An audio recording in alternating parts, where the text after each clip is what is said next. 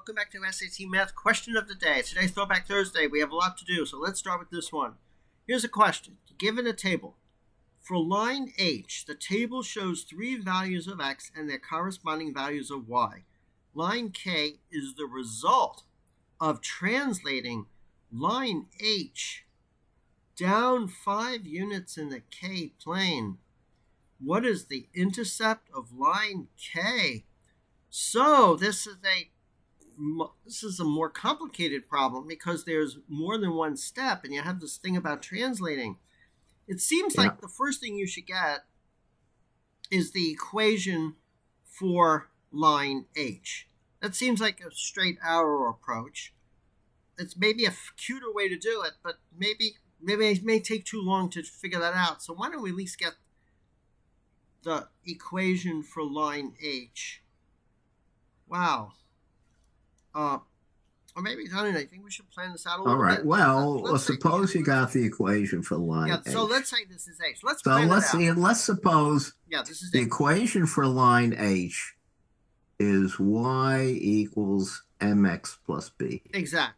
Now, is the equation K, for line H. Line K now, is, go ahead. K is translated 5 units up. Down. Okay. It's translated 5 units down. Okay, good. Right. Excellent. So how do you use, yes, translated 5 units down. Right. So this is K. All right, that is very good. Because if the equation for, if the equation for line H is y equals mx plus b, the equation for line K is mx and y equals mx plus b, and the corresponding y values go down by 5, so you subtract 5. Right? Now, from this equation doesn't tell you directly what the x-intercept is. Right, yes. In order to find the x-intercept, you should write the equation in the form x equals ny plus just a. solve for make y equal to 0. Just set y equal to 0 and solve for x. Oh, you could do that. Yeah, too. just all right, come on. You got to work fast. Good. Set yeah. y well, equal I to 0. thought of it doing this way. Yeah, I thought of doing it this way, but you're right, absolutely. So the x-intercept is obtained by setting y equals 0. So solve. Okay, so if you found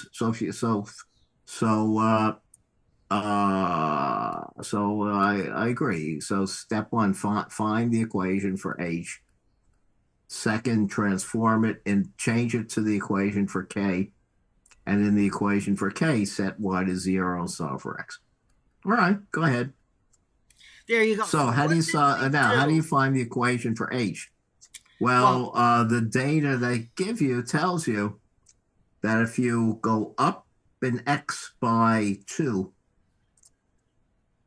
you go up in y by 18.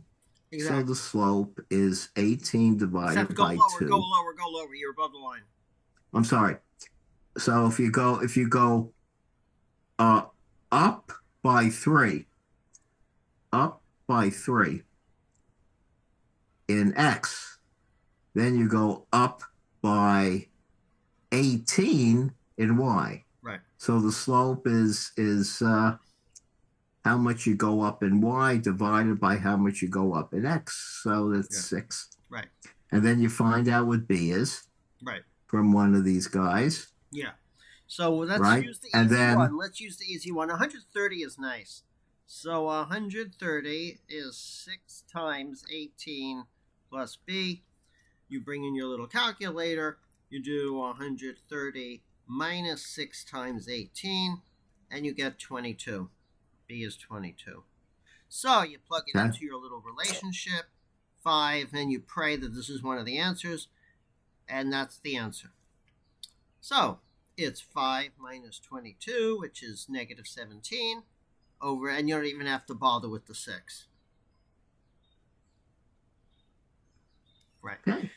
So, yes, I would have done the slope the same way. What you do is slope is the is how much the y changes per unit x. So you simply look at this. It goes up by 30, which means the slope's positive. It goes up by 30, but it went up by 30 in y, but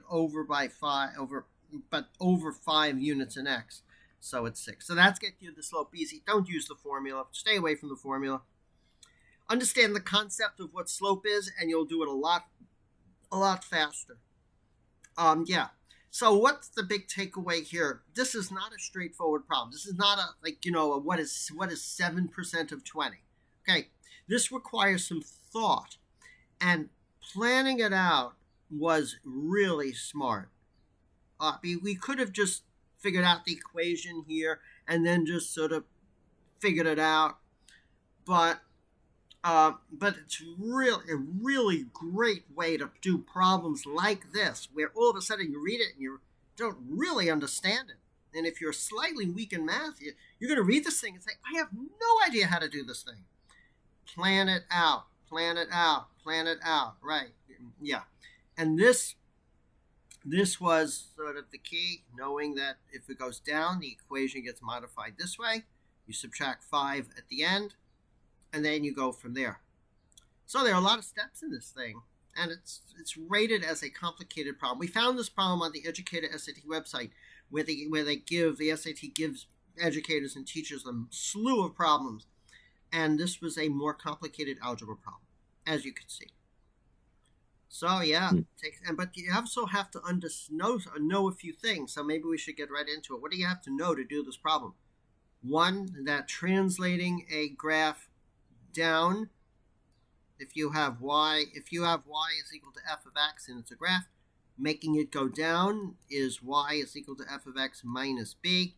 That makes it go down. So when the equation is critical, it's critical that the graph be given in the form where y is by itself equals a function of x. Right. Right. In general, if you have if you have a general equation containing an x and a y, I'm going below the line. Seth, below the line, you got to raise it. If you have a general equation, the form capital F of x and y equals 0. We don't have that. To translate it down, what you do is... We don't have that.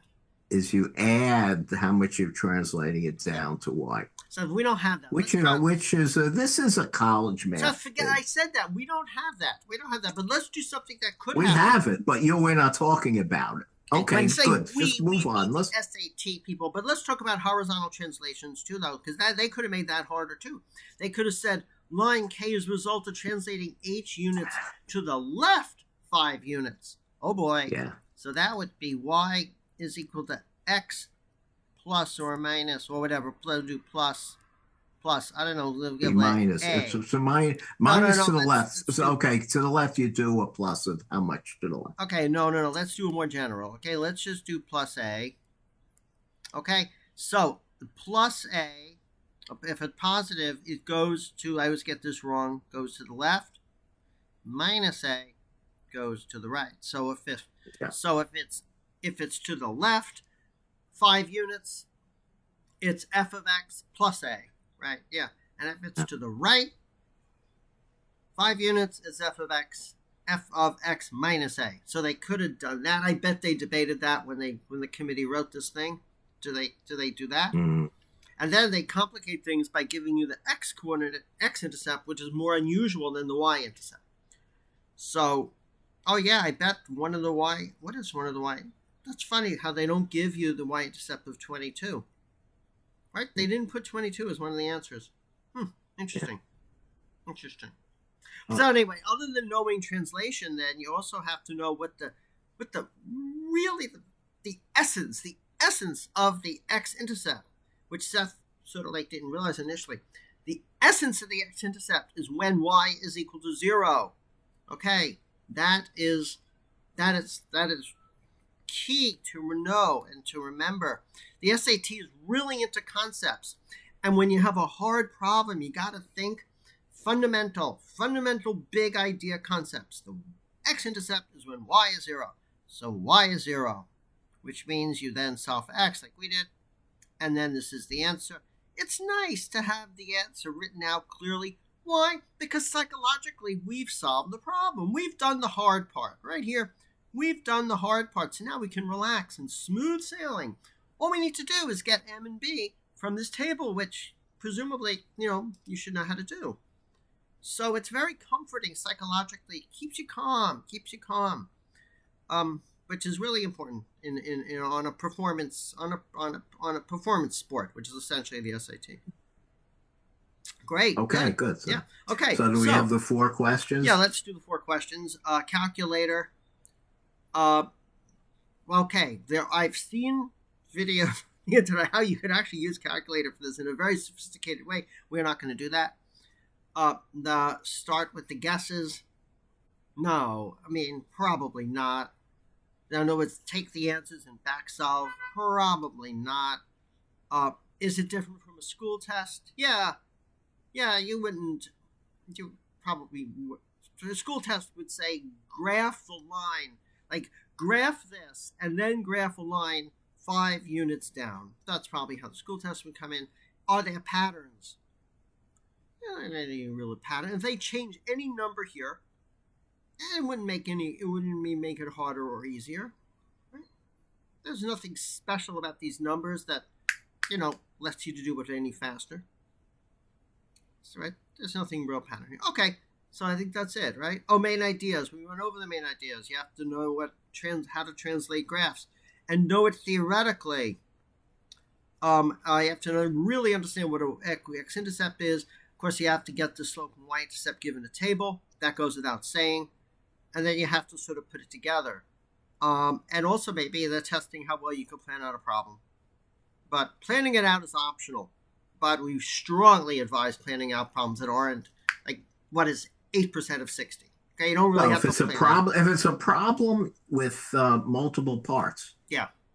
Where it seems like where it seems like the answer comes from solving a different problem from what the problem is given, what problem is given, then it's a multi-part problem. Right. If you use the part if you use the method for the problem that you identify. And how can you solve a multi-part problem? When you read it, a multi-part problem is a problem to be solved by planning. Yes. And how can you diagnose a multi-part problem? A problem that just doesn't seem easy, really. It's not straightforward. A problem that doesn't fit a single part method. Right. Yeah. So what your single part methods are what you remember. Right. And you could be absolutely 100% guaranteed on the digital SAT, you will see at least a few of these types of problems which require you to do multi-parts. Absolutely guaranteed. So it's really worth your time to sit there and think about how to solve a multi-part problem. So really think that through. How do you do a multi-part problem? Anyway, today's Throwback Thursday. So we will take a break from you want to look at their explanation? Ooh, thank you, Seth. Yeah, let's see how they do it. They probably do it similarly. Well, let's see it. I know. You hate when I make predictions. Okay, no problem. Let's move on. So we think the answer is D. They agree with us, or we agree. Okay, reasonably short. Oh wow. Oh boy, what did they do here? Let's wait. There we go. Okay, let's think this through. Okay, the equation of h can be written in that form. Wait a minute. Fine. So they got the slope was 6, and they got the equation. Where's the equation? 22. So they got it, right? Y. So right in the middle there. Y. There. Right there. Okay. Yeah, so they did it the same way we did. Yeah, there. Since K is a result of you're right. Yeah. Right, but they didn't do it in general. That's okay. So this is how we would have done it if we didn't plan it out carefully. Yeah. If we didn't pre-solve it. Yeah, they did it straight arrow. I mean, not straight out. They knew this. They definitely used this. So they definitely required you to know how to move an equation down. F of x. Okay, Minus. I'll make the objection. I'll make the objection that I made yesterday. Go ahead. My objection is that they did not start. They did not explain why start with this fact. So what they should have said is, they should have said what I said, right? Yep. If the equation in slope-intercept form of a line is y equals mx plus b, then the translation of the line then the equation of the translation of the line is y equals mx plus b, whatever, plus or minus 2, depending on how you define the transformation. Right. So that gives the reason for mx plus being. It should have said if. Well, but that was my objection to. Okay, it's not the biggest thing. So what's the take home lesson? When you read explanations, it's a good idea it's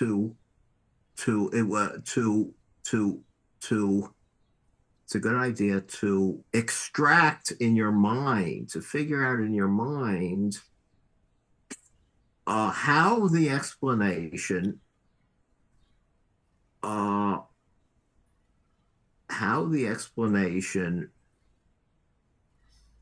reveals how the operations are motivated. Right. Yeah. Because often, and this is an unfortunate thing in tradition of mathematics, that it's part of the tradition in mathematics to just state the facts. Yeah. To state certain facts, and then state arguments to generate new results from the given facts. What is rare in discussing mathematics is to state what results you want and discuss from what the results you want what motivates using facts. In other words, explain how to figure out the relevant facts from the question. Yeah. What they do is here's the question. Yeah, I know. So, okay, then here are the facts. Okay. And here's how you apply the facts. Yeah. Okay. That's my rant. So enough of Seth's rant. I'll rant also. First of all, very minor little problem. They don't explain substituting y in this equation yields this. Why do you do that? They don't explain to get the x-intercept. To get the x-intercept, right? I'm really messy here. Substitute 0 for y. They don't say why they're doing it. That's ridiculous, yes, right? That's very bad. Exactly. And the other thing is, I'm going to go on the same rant Seth said, but hopefully a little shorter, in that this problem clearly is explained by someone who already knows how to do the problem. And that's why when Seth and I meet, I insist, and Seth never listens to me, we do the problems cold. We do the problems cold because the person who knew how to do this problem already, it's not fair. Okay? And this is related to what Seth said. You've got to figure out the strategy first. You got to sort of do it backwards. That's how you do the problem in real life. Okay? And that's why hopefully we bring that to the table. I hate when they solve the problem like they already know how to do it. No, that's essentially what Seth said. You got to plan it out first. It's ridiculous. But this is the way it's always done. Okay, so today's Throwback Thursday, which means we go back to a test from 20 years ago, and we look at a problem, and we look at it. We do a compare and contrast. And the test had a slightly different feel to it. Let's see if I can find the problem. Okay, yeah, here we are. Here's our Throwback Thursday question of the week. I'm sorry, it's like this. So now just ignore the stuff on the right. Okay, it's this funny looking shape. Okay, so just excuse the mess. Just ignore all this. Okay. Okay, here we go. In the figure above, the two axes, x and y, divide the enclosed region into 4 regions that have the same size and shape. Of the following, which is closest to the area of the entire enclosed region? So this is a funny looking shape. I mean, this could come up on a modern test, post-2016 test, where they test what you learn in school as opposed to more in IQ and intelligence. So let's see. I guess it's symmetric, so all we need to do is do 1 and then multiply by 4. Right? So we just have to do 1. Right, yes. So we just have to do 1 of them and multiply by 4. Is there like... Well, no. I have a better idea. Yeah, there's this. I have a better idea. Way to do this. The shape we're interested in I see what's consists of, and the area of the shape we see consists of a square. Yeah. To which were added 4 half circles, 4 semicircles. Those each semicircle it occurs as a pair, right? Right. So draw so the way I would solve this is find the area of the square, right? Yeah. Which you get run off by subtracting find the width and square it, and then find the area of the circle that the circle is double each semicircle, and remember to give us the total the area of the square plus 2 times the area of the circle. There, right? Yeah. How do we know it's a square? Wait, it looks like a square, but how do we know it's a square? Do we know it's a square? Well, it says the 4 regions have the same size and shape. Oh, yeah. Ooh, tricky. So they don't give us these. See, this is where the old SAT requires you to do a little more thinking than the new SAT. Right. Yeah. So what's the side of the square? The square is 4 by 4? It's 4. No, it's 4. It's 4. Ouch. Yeah, it's 4 by 4. Yeah, the width of the square is 4. Right. Okay, 4 by 4. And now what is the radius of the circle? Now the area of a circle is pi r squared. Notice it's a good idea to always write the formulas down. Pi. And now what is the radius of the circle? Let us really watch ourselves. Be really careful here, Seth and I. Seth and me, whatever. You can make sure you get the English right. Okay, look at the left-hand circle. Must be 1. Looks like it's 1. Yeah, look at the left-hand circle. Yeah. The left-hand circle. So this is down 2. And this is down 3. And then the vertical side of the left-hand circle has x coordinate 2. And the end of the left-hand circle has x coordinate 3. Yeah, so the radius is 1. 3 minus 2 equals 1. So the radius, that's the radius of 1. So that's 1 squared. So the answer is 16 plus 3.14. Notice a pattern. Pattern. They make things easy. No, you have to add twice. Oh, shoot. Yeah. Twice. Yeah. Nasty. Oh, nasty. I went too fast. So 16 plus... I went too fast. It's 6. Plus 2 times 3.14. So it's 16 plus 6, which is 22. Oh, I went too fast. So frustrating. Oh, this is how they get you. You did write down the 2. I did. But then I wrote it here. Oh, and I didn't follow my own formula. Please write things down like this. It really saves you. Even if you write it down, there's still no guarantee.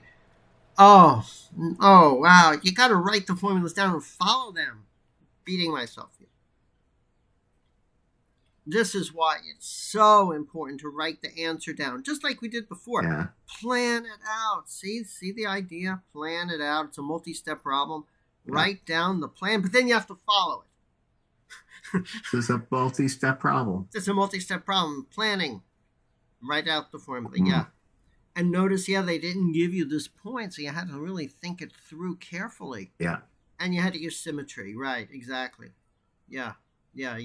Symmetry. So you can see this problem has a slightly different feel from the post-2016 test. Okay, so the key thing is that the 2, these coordinates tell you that this region is square. Yeah. And the 2 axes divided into same size and shape tells you the whole thing is a square. And then, how do you know these are circles? Well, they don't tell you the circles. Other than just assuming. Other than they look like circles. But it's no, that's good enough. They're good enough because they look like circles. And the problem is to give an approximation to the area. Yeah. So, some dimensional information of these weird shapes. Right. And they're close enough to circles. Yeah. For an approximation to basically 1%. 1 or 2% is good enough. Going with the way I originally thought, which again, Seth jumped in and did another way. I don't know how I actually would have done it. 2%, 10% is good enough. This is also not bad to get the area of this funny shape, this funny shape, and then multiply by 4, because this is a square, which is 2 by 2, plus a semicircle, which is 1/2 pi times 1. Yeah. So it's 4. I could do that too. So that's 4 plus, it's 4 plus 1/2 pi, right? 4 plus 1/2 pi that you have to multiply by 4. So that's 16 plus 2 pi. 16 plus 6 is 22. So you can do it that way too. Yeah, either way. But notice that you would have written out the plan out first. Plan out multi-part problems, and you'll be okay. Okay, so I think we're done. Yeah. Okay, so I'm Joel. I have a PhD in mechanical engineering. My brother Seth is brothers. We have a PhD in math. We're here we try to meet every day to go over an SAT math question, to offer different approaches. And I think we should also start moving into really what the main idea behind the problems are, not just the approaches, but dig deep into the problem, figure out what the main ideas that the SAT is trying to test. And hopefully we're offering some suggestions on how to approach some SAT math questions and going over the main ideas in math that'll help you solve the more complicated problems, even the easier ones. Go open to Blue Book and practice as much as you can. We've heard rumors that Blue Book 4 and Blue Book 6 are a little harder than the other Blue Books. In fact, not rumor, I've taken those. They are. And the SAT probably reflects more Blue Book 4 and Blue Book 6 than the other ones. So, I guess that's it. So practice, learn from your mistakes, think about how to do multi-step word problems, because not to do multi-step problems, because that's what's going to take the time on the test, and get good at everything else so that you could blast through the easy questions. If there's any topics you're not sure about, you can certainly go to SAT people. The College Board partners with Khan Academy, and Khan Academy gives you tons of questions on each topic. So, I guess that's it for today. Please give us comments. We take all the comments very seriously. And if you have any SAT math questions, please email them to us at satmathquestionoftheday@gmail.com. And we hope to see you tomorrow. Bye-bye, everyone. Bye-bye.